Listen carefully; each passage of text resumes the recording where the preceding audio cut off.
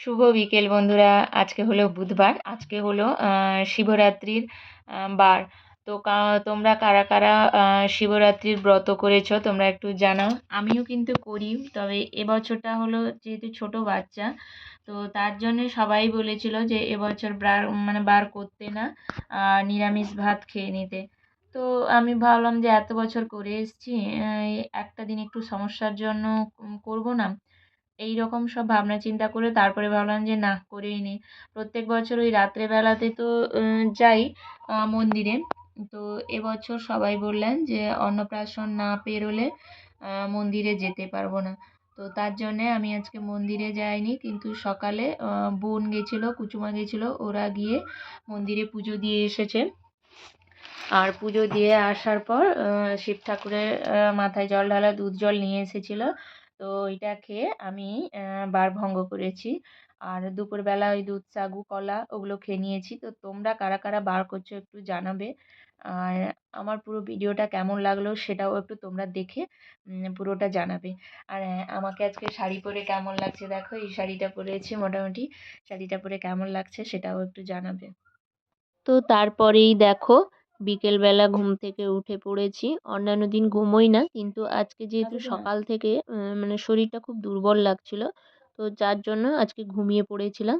তো ঘুম থেকে উঠে পড়ে মাথাটা চিরুনি করে নিচ্ছি। আর কুচু বাবা ঘুমিয়েছিল সামনে যে দোলনাটা আছে ওখানে ঘুমিয়েছিল, আর কুচু মা তখনও ঘুমিয়েছে, ঘুম থেকে উঠেনি। তো আমি মাথাটা আর একটু চিরুনি করে নিয়ে ওকে ঘুম থেকে তুলবো।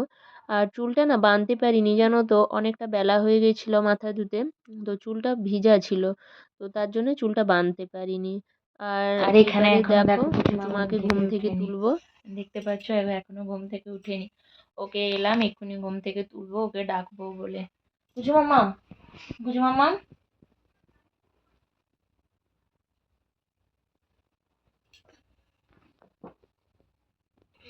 আর ফাইনালি দেখো তারপরেই আমি মোটামুটি কুচুমা ঘুম থেকে উঠে পড়েছো, তো এমনিতেও ভালোই উঠবে না।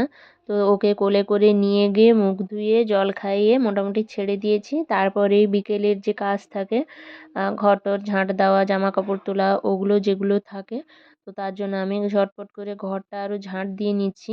এদিকে কুচু বাবা কেঁদে উঠবে, সেদিকেও একটা মানে ইয়ে থাকে যে ওকে আবার আনতে, যে মানে ওকে যেতে হবে, ওর কাছে চলে যেতে হবে। তো তার জন্য আমি ঝটপট করে ঝাঁটটা আরও দিয়ে দিচ্ছিলাম। আর জামা কাপড়গুলোও তুলে এনে রেখেছিলাম। তো তারপরে এই জামা কাপড়গুলো তুলে এনে রেখে অনেকগুলো জামা কাপড় ছিল, জামা কাপড়গুলো ঝটপট করে ভাঁজ করে নিচ্ছি। আর আজকে বেডশিটটাও চেঞ্জ করেছিলাম, বেডশিটটা কাচতে বের করে দিয়েছিলাম। তো বেডশিট টেডশিটগুলো ছিল ওগুলো সব ভাঁজ টাঁজ করে গুছিয়ে নিচ্ছি। আমি প্রতিদিনই একটা জায়গায় এনে জড়ো করি জামা কাপড়গুলো, আর তারপরে ভাঁজ করে নিই। তো আমার যে কাকুর মেয়েটা, ও ছুটিতে ঘরে এসেছিল। তো আজকে শিবরাত্রির ছুটি যেহেতু কলেজ, তো তার জন্য ঘরে এসেছিল। তো ও ছিল, ওর সঙ্গে কুচুমা একটু খেলতে বেড়াতে বেরিয়ে গেছিলো। তো যাই হোক, তোমরা সবাই শিবরাত্রির দিন কে কী করলে একটু জানাবে কমেন্টের মাধ্যমে।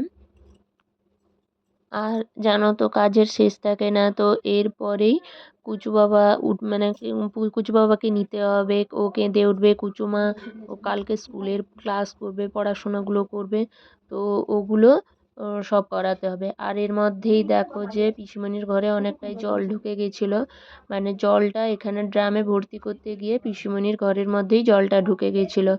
তো বোন গেছিলো ওগুলো পরিষ্কার করবে বলে ওগুলো করছিল।